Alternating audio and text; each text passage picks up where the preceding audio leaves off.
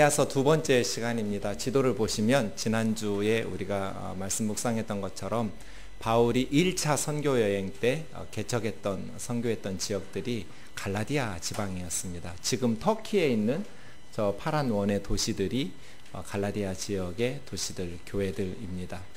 지난주 말씀드린 것처럼 바울이 1차 선교 여행 때 복음을 전하고 예루살렘 사도회의가 시작되기 전인 48년경에 갈라디아 교회에 써서 보낸 편지가 갈라디아서인데요. 왜 갈라디아서를 쓰게 됐냐면 바울의 선교팀이 복음을 전한 후에 갈라디아 교회에 거짓 선생들이 들어가면서 바울이 전해주었던 복음이 아닌 너희들 그런 식으로 예수 믿으면 구원받을 수 없어 하면서 다른 복음을 전했기 때문에 그렇습니다. 이것을 사도 바울은 다름질을 잘하던 너희들이 궤도를 이탈했다라고 말하면서 5장 7절을 좀 보시죠. 권면하고 있습니다. 5장 7절이요. 시작. 너희가 다름질을 잘하더니 누가 너희를 막아 진리를 순종하지 못하게 하더냐. 다름질이라고 번역한 단어는 주로 경기장에서 육상하던 게임을 이야기하는데요. 바울 당시의 스포츠의 꽃은 육상이었습니다. 육상을 하는 것에 사도 바울은 여러 차례 신앙생활을 비유했습니다. 신앙생활은 달리기 하는 선수와 같다. 고린도서에서도 보면 운동장에서 다름질하는 자들이 다 달릴지라도 오직 상을 받는 사람은 한 사람인 줄 너희가 알지 못하느냐. 너희도 상을 받도록 이와 같이 다름질하라. 상 받도록 다름질하라. 신앙생활 하라는 의미이죠. 네. 상을 받으려면 빨리 달려야죠. 문제는 빨리만 달려서는 안 된다는 것이죠. 어떤 육상 경기에 한 선수가 가장 빨리 달렸어요. 그럼 1등이 돼야 정상이잖아요. 그런데 상을 받지 못했어요. 어떤 경우일까요? 가장 빠르게 달리기는 했는데 상을 받지 못한 육상 선수, 뭐가 문제였을까요? 네? 제가 가는기 먹었다고 말씀 안 드렸나요? 또박또박 크게 말씀하셔야 돼요. 제일 빨리 달렸어요. 근데 상을 받지 못했어요. 정답. 트랙을 벗어난 거예요. 그럼 상 줘요? 결승점을 향해서 달려야 되는데 엉뚱한 방향으로 빨리 달린 거예요. 지금 갈라디아 성도들이 다름질을 잘하고 있었어요. 신앙생활 잘하고 있었는데 문제가 생겼어요. 갑자기 거짓 선생들이 갈라디아 교회에 돌아오면서 이 막았다라는 말은 군사적인 용어인데요. 주로 적을 추격할 때 다리를 끊어놓거나 길을 끊어놔서 방해하는 걸 막았다. 저런 단어 쓰는데요. 지금 신앙생활을 잘하고 있었는데 갈라디아 성도들이 율법주의 선생들이 와가지고 다리를 끊어놓고 다른 길로 어긋난 길로 트랙에서 벗어난 거예요. 그럼 실격이죠. 그대로 놔두면 갈라디아 성도들은 바울이 볼 때 실격패예요. 하나님께 상을 받을 수 없어요. 길을 벗어나면 어떻게 해야 돼요? 다시 되돌아와서 벗어난 곳에서부터 다시 바른 트랙으로 달려야죠. 그렇죠? 이게 갈라디아서예요. 지금 갈라디아 교회 성도들이 바른 신앙생활을 잘하고 있었는데 거짓 선생들의 잘못된 가르침 때문에 궤도를 이탈했어요. 그래서 바울은 갈라디아서를 통해서 다시 돌아와서 바른 길로 걸어갈 수 있도록 편지를 쓴 것이 갈라디아서인 것이죠. 빨리 다시 돌아와서 실격 처리되지 않도록 바른 길로 달려야 된다. 사랑하는 형제 자매 여러분, 우리의 믿음 생활이 달리기라면 여러분은 지금 잘 달리고 계시나요? 어떤 성도님들은 달려야 되는데 주저앉아서 쉬고 계신 분들도 있고요.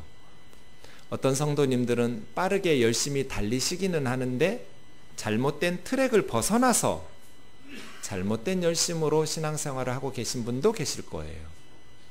이 시간 말씀을 통해서 다시 한번 우리의 믿음을 점검해보고 내가 성경의 진리 안에서 열심을 내어서 상 받도록 다름질을 하고 있는지 검토해 볼 수 있기를 원합니다. 지난주에 우리가 살펴본 것처럼 복음이라는 것은 조금만 변경시켜도 아무짝에 쓸모없는 복음이 됩니다. 왜냐하면 그건 더 이상 복음이 아니니까요. 복음은 사도들이 성경에서 그대로 전해주었던 사도적 복음이어야 되고 성경적 복음이어야 돼요.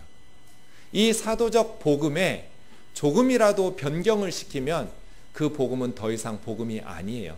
그래서 갈라디아서 1장 7절 우리 같이 읽겠습니다. 시작. 다른 복음은 없나니 다만 어떤 사람들이 너희를 교란하여 그리스도의 복음을 변하게 하랴. 다른 복음은 없어요. 다른 사람들이 너희를 흔들어서 불안하게 만들고 그러면 구원받을 수 없어. 예수만 믿음으로써 구원받기에 합당하지 않아. 라는 다른 복음을 가르치면서 너희를 요란하고 흔들어 놓아서 잘못된 교훈으로 끌고 가는 것뿐이라는 것이에요. 갈라디아 교회에 들어왔던 다른 복음, 잘못된 복음은 무엇일까요? 사도행전 15장 1절에서 5절 우리 지난 시간에 살펴보았는데요. 예루살렘에 온 율법주의자들이 안디옥 교회에 왔고 이방인 교회에 와서 사도행전 15장이요? 다른 복음이요. 다른 복음. 순서대로 넘기면 될 텐데. 네. 우리 집사님이 못 찾는다는 거는 뭐가 문제가 발생한 거예요. 찾았어요. 유대로부터 내려와서 형제들을 가르치는데 모세 율법대로 할례 받고 율법 지켜야 능히 구원을 받을 수 있다. 이게 다른 복음이었어요. 예수 믿어서는 구원받을 수 없다. 예수도 믿어야 하지만 모세가 율법에 기록해 놓은 것처럼 할례도 받고 율법을 지켜야만 구원을 받을 수 있다는 것. 그래서 바울과 바나바 그리고 이 다른 복음을 가르치는 율법주의 선생들하고 적지 않은 다툼과 변론이 일어나서 예루살렘 사도회의가 열렸거든요. 그 사도회의 중에 바리새파 출신 그리스도인들이 모세 율법대로 할례 지키고 율법을 지켜야 된다라고 명해야 된다. 모든 그리스도인들 이방인 교회들에게 할례를 받아야 되고 율법을 지켜야 구원을 받을 수 있다라고 가르치는 것이 맞다. 이런 주장에 대해서 긴 회의가 이어졌고 예루살렘 사도회의에서는 할례 받지 않아도 예수님만 믿으면 된다. 이렇게 결론이 났습니다. 갈라디아 교회에 들어왔던 다른 복음, 거짓 선생들은 저 내용이었어요. 모세의 법대로 할례를 받지 않으면 구원받을 수 없다. 율법을 지키지 않으면 구원을 받을 수 없다는 메시지였어요. 그러나 이것은 잘못된 다른 복음이었어요. 왜냐하면 율법의 행위로 의롭게 되려면 율법을 지켜서 구원을 받으려면 어떻게 해야 되냐면 갈라디아서 3장 10절 보세요. 모세가 신명기에 기록해 놓은 것처럼 모든 율법을 항상 지켜야 의롭게 될 수 있어요. 그렇죠. 10계명 10개 중에 9개 지켰는데 나 살인만 했을 뿐이야. 나 구원해 주세요. 이게 가능해요? 아니죠. 모두 all이에요. all. 율법으로 말미암아 의롭게 되려면 모든 율법 지켜야죠. 그리고 어제까지 지켜도 안 돼요. 어제까지 내가 다 지켰는데 오늘 어겼으니까 봐달라고. 그렇지 않죠. always예요. 모든 율법을 항상 지켜야만 의롭게 될 수 있어요. 그런데 이런 사람이 있어요, 없어요? 불가능해요. 그래서 율법의 행위로 의롭다함을 얻을 사람은 아무도 없어요. 그러니 율법을 지켜서 의롭게 함을 얻으려고 주장하는 사람들은 저주 아래 있는 거죠. 모세가 신명기에서 말한 것처럼 모든 율법을 항상 지키지 않는 자는 저주를 받을 거라고 말씀하셨으니까. 그래서요, 우리는 율법을 지켜서 구원을 받을 수 없어요. 그런데 갈라디아 성도들은 예수 그리스도를 믿음으로써 구원을 받는다는 것으로는 충분하지 못하니 할례도 받아야 되고 율법도 지켜야 된다는 그런 불안해져요. 얼마만큼 율법을 지켜야 구원을 받을 수 있을까요? 두려워져요. 무슬림들은 죽고 나면 코란을 지킨 것과 어긴 것을 저울에 달아본대요. 코란 지킨 것이 많으면 천당, 코란 어긴 것이 많으면 지옥이에요. 그러니 불안하죠. 해마다 메카에서 성지순례 기간이 되면 사람들이 깔려 죽어요. 왜요? 코란을 지켜서 넉넉하게 율법을 지키는 것이 많아야 구원받을 수 있을 거잖아요. 그렇지 않으면 불안하잖아요. 그런데 코란 지키지 않아도 천국에 갈 수 있는 직행 코스가 있어요. 순교예요, 순교. 그래서 자살, 폭탄, 테러 같은 거 하면 그 집안이 다 천국에 간다고 가르쳐요. 천국에서 수십 명의 이쁜 여자들도 데리고 산대요. 그렇게 순교하면. 이쁜 여자 하나만 데리고 살아야 천국이죠. 수십 명의 이쁜 여자들 데리고 사는 게 지옥이에요. 행복은 반드시 전제 조건이 있어요. 절제. 절제가 없으면 그 행복은 행복이 될 수 없어요. 좋은 것도 절제를 해야 돼요. 나쁜 건 말할 것도 없고요. 무슬림들의 가르침처럼 순교하면 가족이 다 천국으로 직행하니까 그런 식의 가르침을 통해서 다른 사람들을 죽이는, 살인하는 이러한 것들이 어떻게 종교의 이름으로 진행될 수 있을까요? 어쨌든 율법을 지켜야 구원을 받는다고 한다면 불안할 거예요. 그래서 3장 1절에서 바울은 말해요. 어리석다고. 어리석도다 갈라디아 사람들아, 그리스도 예수께서 십자가에 죽으신 것이 밝히 드러났는데 누가 너희를 꾀더냐? 누가 너희를 유혹해서 흔들어 놔서 이렇게 율법 지켜야 구원받는다는 율법주의로 흔들어 놓았냔 말이에요. 예수님이 우리가 그 율법 지키지 못하고 예수님이 우리를 위해서 십자가에 죽으신 것이 밝히 드러나 있는데, 온 세상에 전파되고 있는데 누가 너희를 미혹하고 깨더냔 말이에요. 율법 지켜서 의롭게 된다고? 율법과 할례를 지켜야만 구원을 받는다고? 그렇다면 누구보다도 우리가 율법을 지키겠죠. 바울은 유대인이니까요. 그것이 2장 15절 16절이에요. 우리 같이 읽어볼까요? 시작. 우리는 본래 유대인이요 이방 죄인이 아니로되 사람이 의롭게 되는 것은 율법의 행위로 말미암음이 아니요 오직 예수 그리스도를 믿음으로 말미암는 줄 알므로 우리도 그리스도 예수를 믿나니 이는 우리가 율법의 행위로서가 아니고 그리스도를 믿음으로써 의롭다함을 얻으려 함이라. 율법의 행위로서는 의롭다함을 얻을 육체가 없느니라. 우리는 이방인이 아니야. 원래부터 유대인이야. 바울은 그 중에서도 바리새인이에요. 바리새인들은 율법 지키기 위해서 수없이 순교당했어요. 목숨 걸고 율법 지키던 사람들이 바리새파 출신들이에요. 함부로 바리새파에 들어가지도 못해요. 적어도 6개월 내지 1년 동안 검증을 받아야 바리새인이 될 수 있어요. 예수님 바울 시대에 한 5, 6천 명밖에 없을 것으로 추정돼요. 유대인들 중에 바리새인이 됐다라는 것은 엄청난 율법에 대한 열심을 가지고 있는 사람들이에요. 그런 바리새인 출신의 바울이 볼 때 이방인들이 아니에요. 베드로조차도 유대인은 맞는데 유대인답게 살지도 않아서 바울은 갈라디아서 2장에서 베드로를 책망할 때 네가 유대인이지만 유대인답게 살지도 않으면서 왜 이방인들을 억지로 유대인으로 만들려고 그렇게 외식하느냐고 책망하는 장면이 나오죠.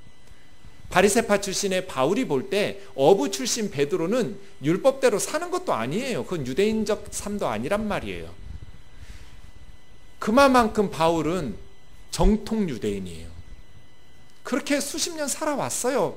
바리새파 교육을 받아왔고요. 그런 우리도 이방인 아니지만 의롭게 되는 것이 예수 그리스도를 믿음으로 말미암아 되는 줄 알기 때문에 우리도 율법 지키고 할례 받아서가 아니라 예수 그리스도를 믿나니 누구든지 율법의 행위, 율법을 지킴으로써 하나님 앞에 의롭다함을 얻을 육체는 없다. 그 길이 있으면 누구보다도 바울이겠죠. 그런데 바울 앞에서 지금 갈라디아 성도들이 율법 지켜서 의롭다함을 얻겠다고 노력하고 있는 모습을 우리말로 번데기 앞에서 주름 잡는다고 그래요. 바울 앞에서 율법 지킨다고요? 번데기 앞에 주름 잡는 거예요. 그렇게 할 수 없어서 바울의 선교팀도 예수를 믿어서 의롭다함을 얻으려고 하는데 누구보다도 율법을 지켰던 우리들이 율법 행위가 아니라고 말하면서 예수님을 믿음으로 의롭다함을 얻어서 예수를 믿는데 이방인 출신인 갈라디아 성도들이 유대인들의 거짓된 가르침을 받고 이제 예수 믿음으로서만 구원받을 수 없으니 율법 지켜야 된다고 말하니 얼마나 가슴이 아프겠냔 말이에요. 바울은 자기의 과거에 대해서 이렇게 말해요. 1장 13절 14절에서 두 가지로 요약해요.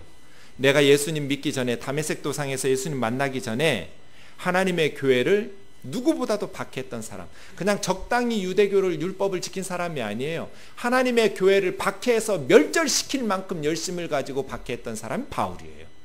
두 번째, 우리 동년배들보다, 영갑자라는 것은 동년배, 비슷한 또래들보다 유대교를 내가 지나치게 믿었다고. 누구도 나만큼 열심히 유대교를 따랐던 사람은 없다고 말하는 거예요. 바울이 이렇게 살았어요. 누구보다도 유대교에 대해서 열심히 했고 율법에 대해서 철두철미했고, 그러다 보니 교회에 대해서 박해하고 없애야 된다고 외국까지 찾아다니면서 예수 믿는 사람들을 박해한 사람이었는데, 율법을 지켜서 의롭다함을 얻었다면 바울이 왜 그렇게 박해를 받겠어요? 그럼에도 불구하고 갈라디아 성도들이 율법을 지켜야만 구원을 받는다고 생각한 거예요. 예수를 믿음으로써만 구원받을 수 없다. 할례를 받아야 되고 율법을 지켜야 능히 구원을 얻을 수 있다는 복음에 빠진 것이죠. 그래서 4장 보세요. 10절 11절 날, 달, 절기, 해를 삼가 지키니. 여기서 달과 해는 하늘에 떠 있는 태양이나 달이 아니에요. months, years예요. 안식일, 유월절, 희년, 이런 거예요. 이런 걸 지키는 건 문제가 없죠. 문제는 뭐예요? 그런 날, 달, 절기, 해를 지켜야만 구원을 받을 수 있다고 생각하는 게 문제예요. 예수를 믿음으로써만 구원받을 수 없고 음식법을 지켜야 되고 절기법을 지켜야 된다. 그래야 구원받을 수 있다. 할례를 받아야 된다. 그래야 구원을 받을 수 있다라고 가르치는 게 다른 복음이에요. 그런데 이것은 2000년 전에만 그런 거 아니에요. 지금 우리 시대도 똑같아요. 이단들이 제일 먼저 교회 다니는 사람들에게 접근해서 하는 말이 안식일을 지키지 않는다는 거예요. 안식일은 토요일이거든요. 그러니 너희는 성경대로 예수 믿지 않고 성경대로 십계명도 지키지 않으니까 구원받을 수 없다라고 가르치는 거예요. 예수를 믿음으로써만 부족해요? 안식일 안 지키고 토요일 안 지키고 일요일 지키니까 구원받지 못하나요? 바울이 뭐라 그래요? 날, 달, 절기, 해를 삼가 지키니 그래야 구원받는다고 생각하니 내가 너희를 위하여 수고한 것이 헛될까 두렵구나. 저런 식으로 구원받는다고 이단들처럼 가르쳐버리면 바울의 선교 사역은 헛되죠. 아무 의미가 없어지는 거예요. 일요일에 지키든지 토요일에 지키든지 금요일에 지키든지 수요일에 지키든지 아무 의미가 없어요. 우리가 토요일 안식일을 주일로 지키는 것은 주님이 그날 부활하셨기 때문이에요. 진정한 안식은 사망 권세를 깨뜨리고 부활하신 날이, 주의 날이 더 좋겠다 해서 바꾼 거예요. 그러나 일요일 안 지켜도 상관없어요.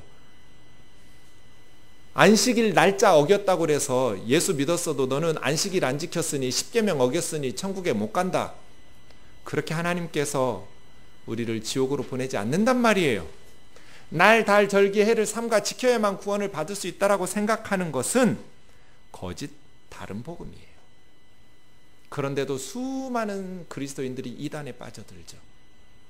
안식일이 주일인 줄 알았다가 토요일이라는 것을 알게 되니 내가 십계명을 어겼구나. 불안해져요.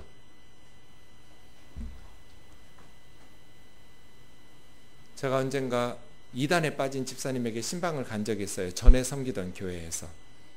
그런데 그 집사님이 우리 신방 오는 시간에 맞춰서 그 이단 선생들도 불렀더라고요. 그래서 성도 앞에서 2대2로 붙었어요. 저하고 여전도사님하고 그쪽의 분들하고.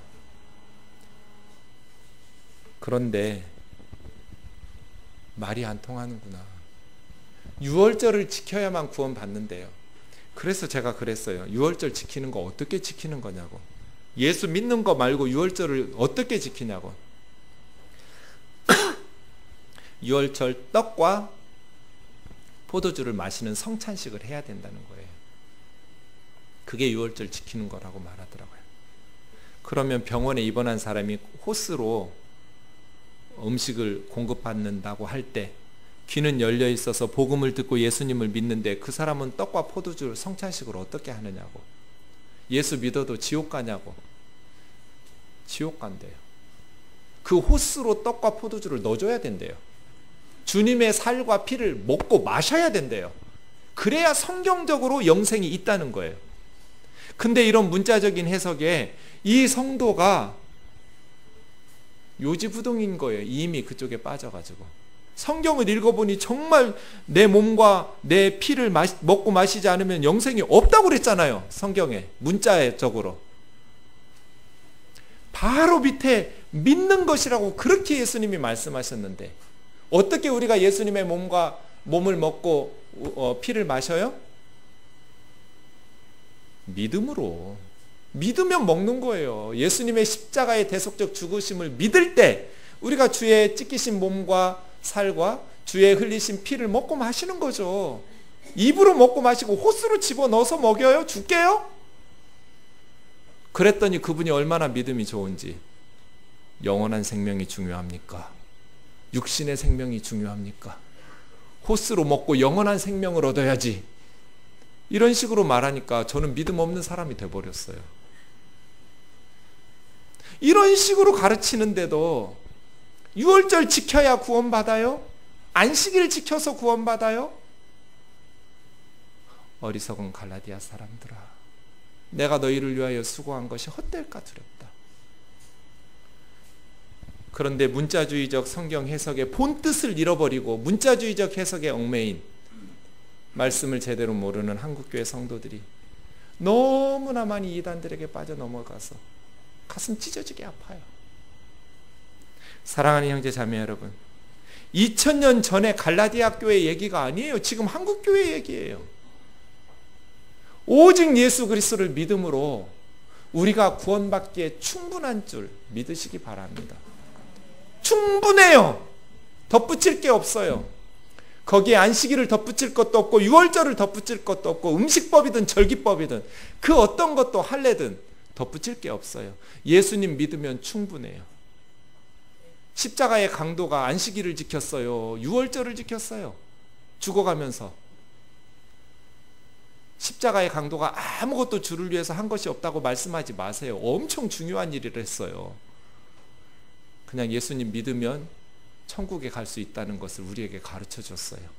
아무것도 없어도 예수님 믿는 것으로 충분해요.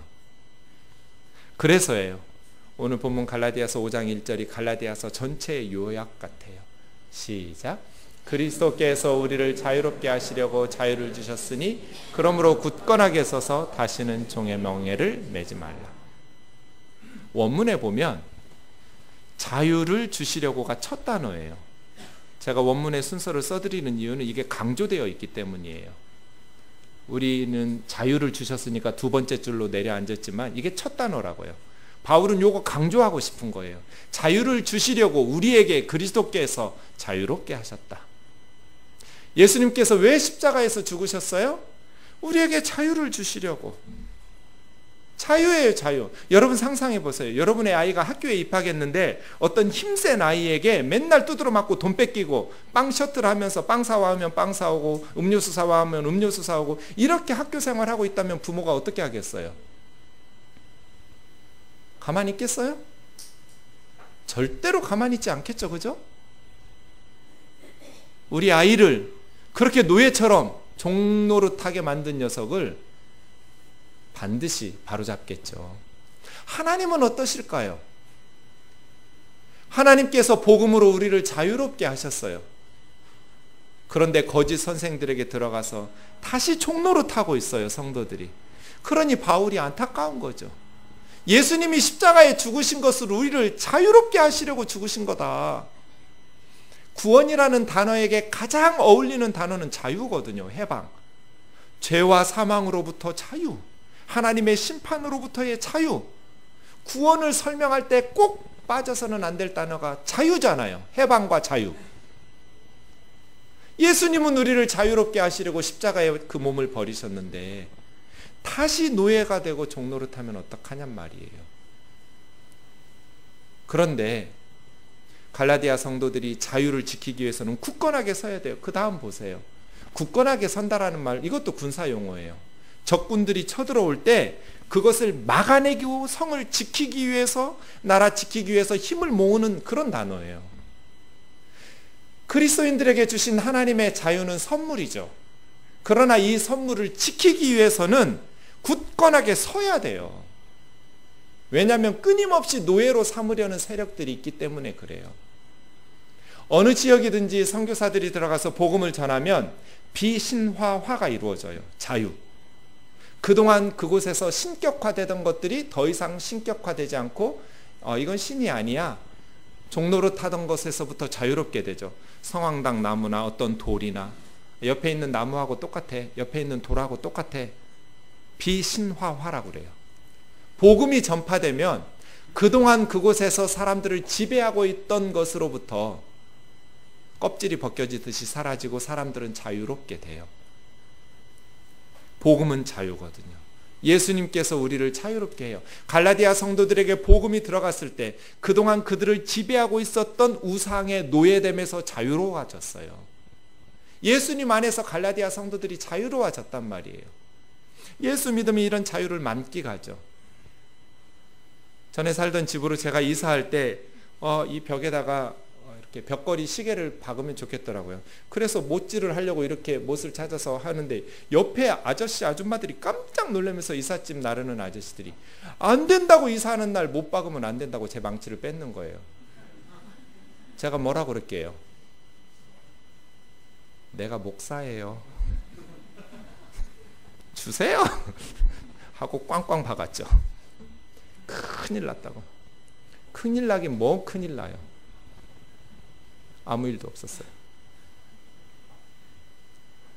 그리스도인들은 손 없는 날 이사가요? 손 있는 날 이사가요? 제가 팁을 드리자면 손 있는 날 가시는 게 10만 원 이상 쌉니다. 이사 비용이 싸요. 왜냐하면 다들 무서워서 손 없는 날 이사 가니까 사람들이 밀리니까 비싸요. 그날 가면. 그래서 저는 언제나 손 있는 날 가죠. 이사 비용이 싸니까. 자유. 예수님 믿으면 모든 얽매이는 것으로부터 자유. 제가 전도사 할 때는 우리 애들, 수능 보는 애들 미역국 먹여서 보냈어요. 자유. 미역국이 얼마나 몸에 좋은데. 자유. 서남아시아의 방글라데시나 이런 곳에 복음을 전하는 선교사님들 이야기를 들어보면 쥐들이 그렇게 크대요. 사람들이 쥐를 잡지 않으니까. 그 가난한 나라, 곡식 없는 나라에 쥐들이 다 먹고 살아요. 질병을 전염시키기도 하고요. 그래서 성도들을 설득해서 쥐를 잡아요. 한국에서처럼 쥐 잡는 날을 정해서. 동네 사람들이 난리가 났는데 이제 너희는 큰일 났다. 큰일 났다. 근데 쥐를 잡아도 아무 일이 없어서 말이 바뀐대요. 이상하다. 이상하다. 왜요? 축복을 주는 신이 쥐의 머리를 밟고 다닌대요. 그런 집안의 쥐들을 다 잡아버리니 집안에 축복은 못 들어오고 이제 재앙을 주는 신들만 집안으로 들어오니까 너희는 이제 큰일 났다 큰일 났다 했는데 아무리 기다려도 큰일이 안 나니까 이상하다 이상하다 그러는 거죠. 복음이 전파되면 자유. 모든 종로로 돼서 자유롭게 돼요. 문제는 자유롭게 만들었는데 바울은 그 다음 거짓 선생들이 갈라디아 교회에 들어가서 다른 복음으로 다시 노예를 만들어 버렸어요. 다시 종의 멍에.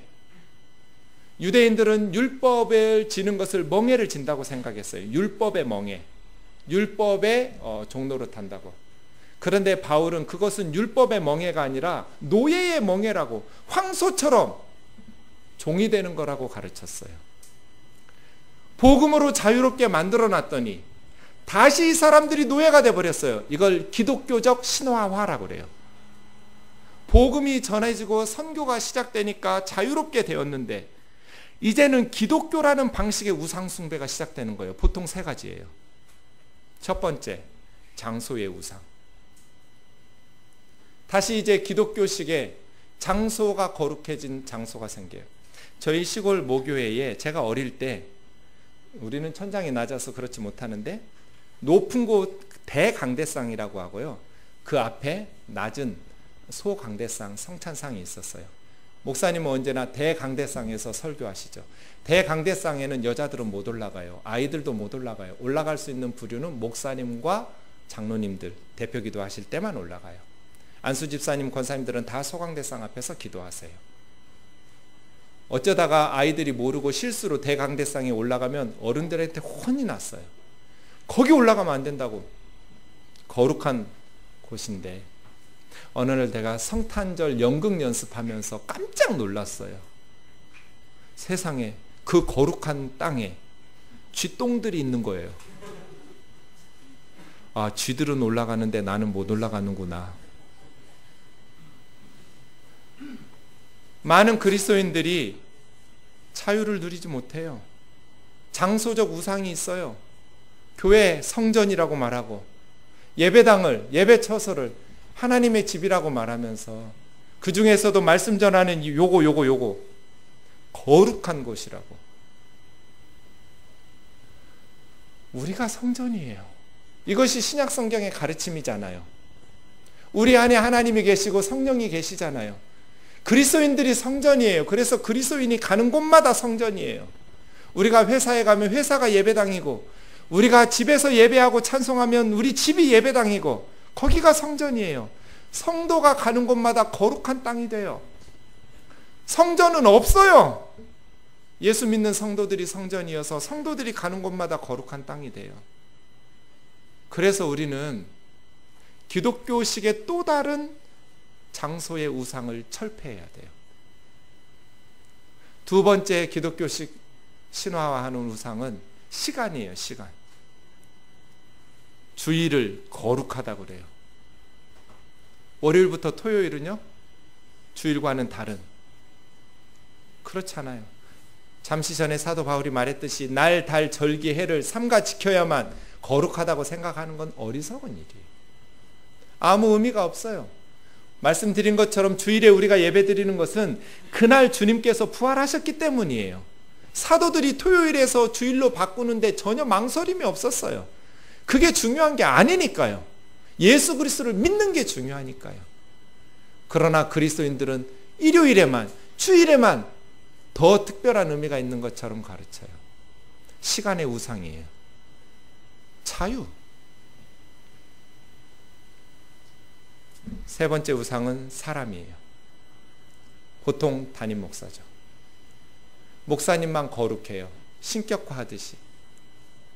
그래서 담임 목사를 더 소중하게 여겨요. 이것은 신약 성경의 가르침과 정면으로 위배돼요. 종교개혁의 원리가 뭐예요? 모든 성도가 다 왕같은 제사장이라는 거예요.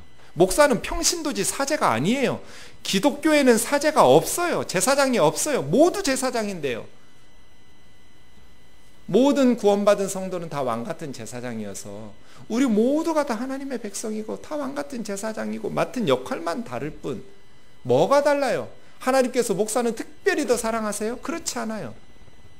제가 1년에 한두 번 여러 번 집에 신방 가는 게 무슨 의미가 있어요, 여러분에게? 아무 의미도 없어요. 그냥 가서 교제하는 것뿐이에요. 목사님이 와서 예배 드려주니 이제 우리 집이 잘 될 거야. 이게 우상이지 뭐예요. 저에게 신방 부탁할 때 꼭 이렇게 꼭 담임 목사님이 와주세요. 앞으로 그렇게 말씀하시는 분은 부목사님을 보낼 거예요. 뭐가 달라요? 담임 목사하고 부목사하고. 담임 목사가 가면 복이 뭐 배로 임해요? 우리 박 목사님이 저보다 훨씬 착하고 훨씬 경건하고 훨씬 거룩해요. 그런 분들의 신방을 받으시기를 사모하십시오. 사람이 우상이에요. 기독교식의 또 다른 신화화가 이루어져요. 장소도, 시간도, 사람도. 그래서 성경의 진리로 성령님께서 세상을 변화시키지를 못해요. 교회가 말씀으로 성령 안에서 변화되지 않으니까 말이에요. 성도들의 생각 속에 오랫동안 세뇌를 당하다 보니 거짓 메시지에 세뇌된 성도들이 자유가 없어요. 종노릇해요. 예수님께서는 우리를 자유롭게 하려고 자유를 주셨는데 종의 멍에를 스스로 뒤집어 쓰고 교회 다니는 게 너무 무거운 짐이에요. 이런 식의 우상 숭배를 하면서 전도의 문을 막아요. 교회 오면 담임 목사에게 잘하라고, 그래야 복 받는다고, 헌금 많이 하라고, 그래야 복 받는다고. 시골의 할머니들한테 물어보세요. 교회 다니면 좋겠다고 말해요. 목사님이 데리고 철마다 여행 다니고, 목사님이 병원에도 가고, 참 늙어서 시간이 지루한데 교회 다니는 사람들은 참 모이고 하니 부럽기도 하고 믿고도 싶은데 왜 교회 못 다닌다고 그래요? 시골 할머니들이? 돈 때문에. 돈 안 갖다 주면 교회에서 무시당한다고. 그래서 전도의 문을 막아요.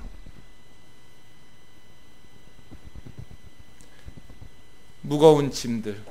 나도 교회 다니는 게 힘든데 어떻게 다른 사람 같이 교회 가자고 말해요? 어떻게 전도를 해요? 나도 교회 다니는 게 너무 부담스러운데. 무거운 짐을, 종의 멍에를 짊어지게 만들어요. 사랑하는 형제 자매 여러분, 하나님의 말씀이 우리를 자유하게 한다고, 주의 영이 계신 곳에 자유함이 있다고 말씀하시는 그 은혜가 우리 모두에게 임하기를 주의 이름으로 축원합니다. 제가 꼭 그리스도인들 보면 이 고양이 같이 예수 믿는 것 같아요. 꼭 밖은 방충망을 통해서만 봐야 돼요. 나가서 보면 되는데 저렇게 보고 있어요. 세상을 스스로 갇혀 있어요. 예수님께서 우리를 자유롭게 하시려고 자유를 주셨는데 우리 스스로 종의 멍에를 짊어지고 너무나 무겁게 신앙생활하는 거예요. 교회를 다니려면 본교회에서 예배 드려야 된다고. 어느 장로님은 외국에 사업차 나갔다가도 토요일이 되면 교회로 다시 비행기 타고 와서 주일 예배 드리고 다시 외국으로 비행기 타고 나간다고. 그런 짓을 왜 해요? 돈 아깝게? 이렇게 많이 어려서부터 가르쳤어요. 본 교회에서만 예배 드린다고. 그래서 제가 띵들교회 만든 게 뭐예요? 흩어지는 예배예요. 우리 교회 예배 안 드리니까 다 나가라고. 다른 교회에서도 좀 예배 드려보라고. 제가 그렇게 시작한 이유는 어느 권사님 때문이었어요. 시골에 전라도에 계시는 어머님이 연세가 많으신데 아무리 예수님 믿으라고 해도 교회를 안 나가는 거예요. 그런 말씀을 하시길래 제가 그랬어요. 권사님이 내려가서 같이 가주라고 교회를. 아유, 본교회 지켜야죠. 괜찮다고. 어머니 구원이 중요하지 본교회 예배가 뭐가 중요하냐고. 안 돼요. 교회에서 맡은 일도 있고 본교회에서 주일 예배는 드려야 돼요. 그래요? 그럼 제가 맘 편히 해드릴게요. 모든 성도들을 다 나가라고. 우리 교회 주일 예배 없는 날을 만들었어요. 왜요? 그 어머니하고 같이 그 동네 교회를 나가줘야 교회를 다닐 거잖아요. 어머니가 말로만 전도가 되냐고요. 내 친구 사는 동네로 가서 그 친구 데리고 그 교회를 가야, 그 동네 교회를 가줘야. 몇 주만 가줘보세요. 익숙해지니까 이제 홀로서기 할 때까지. 본교회를 주일 예배 드려야 된다고. 그렇게 소중한 영혼들이 전도가 안 되는데 본교회를 꼭 지켜야만 돼요? 모든 교회가 다 하나님의 교회인데 말이에요. 사랑하는 형제 자매 여러분, 예수님 안에서 참 자유. 그래서요, 공부만 자기주도 학습법이 중요한 게 아니고요, 신앙생활도 자기주도 신앙생활이 중요해요. 사람의 종노릇하고 건물이나 시간의 종노릇하지 말고 모든 삶이 다 하나님의 자녀된 예수 그리스도 안에서 참된 자유를 만끽하면서 신앙생활 하시기를 주의 이름으로 축원합니다. 그런데 이렇게 복음을 전하면 오해의 소지가 있습니다. 언제나 복음을 바르게 전하면 오해하는 사람들이 생겨요. 그래서 바울이 5장 1절에서 이렇게 그리스도께서 우리를 자유롭게 하시려고 자유를 주셨으니 그러므로 다시는 굳건하게 서서 종의 멍에 매지 말라 한 후에 13절 15절에서는 이렇게 이어집니다. 같이 읽겠습니다. 시작. 형제들아, 너희가 자유를 위하여 부르심을 입었으나 그러나 그 자유로 육체의 기회를 삼지 말고 오직 사랑으로 서로 종노릇하라. 온 율법은 내 이웃 사랑하기를 내 자신같이 하라 하신 한 말씀에서 이루어졌나니 만일 서로 물고 먹으면 피차 멸망할까 조심하라. 자유를 위하여 부르심을 입었어요. 맞아요. 예수 믿으면 자유예요. 누구도 우리를 지배하지 않아요. 그런데 그 자유가 육체의 기회가 돼서는 안 돼요. 이 기회라는 단어도 군사적 용어인데요, 적군과 싸울 때 그 적군의 진지에 만들어 놓는 우리 아군의 진지예요. 그러니까 자유라는 것이 우리 마음속에, 우리 육신이라는 것은 죄 짓는 죄악된 본성이에요. 죄를 지으려는 욕구. 이 죄를 지으려는 욕구가 거기를 토대로 해서 내 삶을 망가뜨리지 못하도록 하라는 뜻이에요. 자유를 위하여 부르심 받았는데 자유가 육신이 죄 지을 기회가 돼서는 안 된다는 거예요. 그리스도인의 자유는 육체의 탐닉을 위한 자유가 아니에요. 죄 질 수 있는 자유가 아니라 죄의 심판으로부터 자유죠. 죄와 사망의 권세로부터 자유이지 죄를 지어도 된다는 허용증이 아니란 말이에요. 이 자유는 너희를 죄 지을 수 있는 육체의 기회로 삼아서는 안 된다. 오직 서로 사랑하면서 서로 종노릇해야 된다. 사랑으로 종노릇하는 자유이지 죄질 자유가 아니다. 두 번째는 율법을 무시하는 율법 폐기론이 아니고 율법을 존중하고 완성하는 자유이다. 그런데 그 율법은 내 이웃 사랑하는 것을 내 자신과 같이 사랑하라는 한 말씀 속에 다 들어가 있다.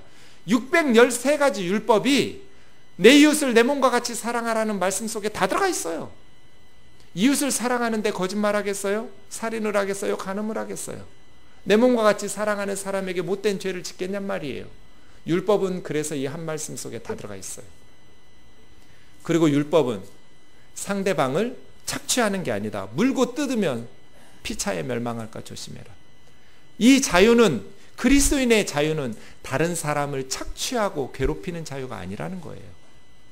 그럼요, 서로 종노릇하는 자유죠. 섬기는 자유. 우리가 자유예요. 이제 예수 그리스도 안에서 누구도 우리를 지배하거나 노예로, 종으로 부려먹을 수 없어요. 자유예요. 그런데 그 자유가 다른 사람들을 섬기는 자유로, 서로 종노릇하는 그러한 자유로 나아야 돼요. 그래서예요. 남 때려놓고 왜 때려? 내 맘이야. 이럴 수는 없죠. 그건 자유가 아니에요. 다른 사람을 섬기는 자유, 사랑으로서 서로 종노릇하는 자유. 권사님들, 젊은 아이들 결혼한다고 하면 초장에 잡으라는 소리가 이게 주의 음성이에요? 사탄의 음성이에요? 초장에 잡아라. 이게 누구의 음성일까요? 주의 음성은 뭐예요? 사랑으로 서로 종노릇해라. 아내는 사랑으로 내가 섬겨야 될 대상이지 부려먹을 노예가 아니에요. 남편은 부려먹을 노예가 아니고 내가 사랑으로 섬겨야 될 대상이죠. 그런데 세상이 왜 이렇게 불행하고 왜 이렇게 고통스러워요? 사랑으로 종노릇하기보다는 힘을 길러서 종 부려먹으려고 하기 때문에 세상이 불행한 거잖아요. 많이 배운 사람, 많이 가진 사람이 사랑으로 종노릇하면서 섬기려는 마음을 가지면 이 세상은 천국이 될 텐데, 힘을 길러서 지배당하지 않고 부려먹으려고만 하기 때문에 이 세상은 불행하고 힘든 세상이 되잖아요. 자, 말씀을 들었는데 이제 사랑으로 종노릇하려고 그래요. 근데 이게 잘 돼요? 안 돼요? 안 되죠. 왜 안 될까요? 우리가 사랑으로 종노릇하려고 하면 사람들이 그걸 이용해 먹어요. 내가 목사님 설교 은혜 받고 주일 예배 드려서 이제 사랑으로 종노릇하려고 남편을 섬기기 시작했더니 남편이 어떻게 해요? 지가 잘나가지고 아내가 이렇게 하는 줄 알아요. 그래서 내가 하기가 싫어져요. 사랑으로 종노릇하라. 이웃을 내 몸과 같이, 누구보다도 가까운 이웃은 가족이죠. 그렇게 사랑으로 종노릇하라고 주님이 가르쳤는데 이게 안 돼요. 왜 안 돼요? 내가 그렇게 살면 너무 비참해져요. 내가 너무 상처를 받아요. 왜? 내가 사랑으로 종노를 할 때 상대방이 그걸 귀하게 여기고 고마워해야 되는데 당연하게 여겨요. 그래서 그리스도인들이 사랑으로 종노릇하면 이것이 하나님께서 기뻐하시는 율법을 완성하고 성취하는 모든 율법이 그 말씀 속에 다 들어가 있는 말씀인 줄 알지만 그렇게 살지를 못해요. 상처받으니까, 기분이 상하니까. 그래서예요. 마지막 구절 갈라디아서 2장 20절 같이 읽겠습니다. 시작. 내가 그리스도와 함께 십자가에 못 박혔나니 그런즉 이제는 내가 사는 것이 아니요 오직 내 안에 그리스도께서 사시는 것이라. 이제 내가 육체 가운데 사는 것은 나를 사랑하사 나를 위하여 자기 자신을 버리신 하나님의 아들을 믿는 믿음 안에서 사는 것이라. 예수님이 나를 위해서 십자가에 죽으셨을 때 내가 함께 죽은 거다. 하나님께서 그렇게 여기시니까 나는 이제 죄에 대해서 주와 함께 십자가에서 죽었다. 이제 내가 사는 것은 나를 사랑하사 나를 위하여 자기 몸을 버리신 하나님의 아들을 믿는 믿음 안에서 사는 거다. 여러분 볼펜을 꺼내세요. 성경에 쓰세요. 나를 사랑하사 나를 위하여 그 나에다가 여러분 이름을 쓰세요. 그리고 집에 가서 천천히 10번만 읽어보세요. 준경이를 사랑하사 준경이를 위하여 자기 몸을 자기 자신을 버리신 하나님의 아들. 준경이라고 쓰지 말고 여러분 이름 쓰세요. 나를 사랑하사 나 위하여 자기 몸 버리신 하나님의 아들. 바울이 이 생각하면서 사는 거예요. 바울은 이방 죄인이 아니에요. 무식한 사람도 아니에요. 엄청난 사람이에요. 그런데 그 모든 것을 배설물로 여기면서 모든 사람들의 비위를 맞춰가요. 유대인에게는 유대인이 되고 이방인에게는 이방인이 되고 할례자에게는 할례자가 되고 무할례자에게는 무할례자가 되고 어찌하든지 한 사람이라도 예수님을 믿게 만들려고 종노릇해요. 저는 바울의 이 고백이 갈라디아 성도들에게만 요구하는 것이 아니라고 생각해요. 자기 자신이 그걸 보였어요. 사랑으로 서로 종노릇해라. 선교사인 바울이 모범을 보였단 말이에요. 말로만 가르치는 데는 의미가 없어요. 목사가 아무리 우상화되고 있다가 가르쳐도 뜨인들교회 성도들이 실천하면서 문화적으로 습득하지 않으면 의미가 없어요. 그래서예요. 우리 생각이 바뀌어야 돼요. 그러려면 사랑으로 서로 종노릇하고 말씀대로 순종해서 살아가려면 우리 마음이 건강해져야 되는데 상처받지 않아야 되는데 섬기면서도 그러려면 예수님이 나를 사랑해서 나를 위해서 자기 몸을 십자가에 버리면서까지 나를 섬겨주셨다라는 걸 기억해야 돼요. 그래야 나도 예수님처럼 섬기면서 무시당해도 성숙하게 인내하면서 기다릴 수 있어요. 그 사람 변할 때까지. 그래야 가정이 변하고 그래야 교회가 변하고 그래야 사회가 변하는 거예요. 인내하면서 사랑을 실천해야 돼요. 우리가 잠깐 종노릇하면서 사랑한다고 이 세상은 변하지 않아요. 상대방 안 변해요. 수십 년 그렇게 살았던 인간이 하루아침에 변하겠어요? 변하면 죽어요. 그럴 리가 없어요. 안 변해요. 그래서 시간이 필요해요. 시간. 우리가 꾸준히 사랑으로서 종노릇하면 언젠가는 변해요. 아멘이지요? 반드시 변해요. 중간에 우리가 포기하지만 않는다면. 그런데 포기하지 않고 우리에게 주신 자유가 있지만 그 자유로서 예수님처럼 사랑하면서 섬기기를 포기하지 않고 끝까지 하려면 나를 사랑하사 나를 위하여 자기 몸을 버리신 하나님의 아들을 믿는 믿음 안에서 살아야 돼요. 그 예수님의 사랑이 우리의 마음에 모든 아픔과 상처들을 녹여내야 우리가 사랑으로 섬길 수가 있어요. 그러한 교회 되기를 주의 이름으로 축원합니다. 빵 셔틀 시키는 아들, 딸 피가 거꾸로 솟을 거예요. 그 부모는. 우리 아들이 학교에 가서 그렇게 두드러 맞고 돈 뺏기고 그렇게 빵 심부름하고 있었다니 피가 거꾸로 솟을 거예요. 저는 하나님 마음이 그렇게 느껴져요. 하나님께서 여러분을 보실 때 담임 목사의 종노릇하고 어떤 세상의 종노릇할 때 피가 거꾸로 솟으실 것 같아요. 아니 내 딸을 내 아들을 저렇게 종으로 부려먹다니. 이단의 교주들 볼 때 우리가 피가 거꾸로 솟잖아요. 그 밑에서 종노릇하는 백성들 볼 때 가슴이 찢어지게 아프잖아요. 우리도 마찬가지일 거예요. 누구도 여러분을 종으로 부려먹지 못하도록 예수 안에서 자유하기를 원합니다. 그래서요 모든 성도들이 평신도라고. 저희가 평신도라고요. 사제가 아니고. 개신교회는 사제가 없어요. 담임 목사하고 사찰 집사 우리 교회 없지만 관리 집사님 계시다면 둘 다 풀타임 사역자예요. 사례비가 똑같아야 돼요. 그게 레위기법에 합당해요. 모든 제사장들은 모든 소득이 균등하게 나누는 게 레위기법이에요.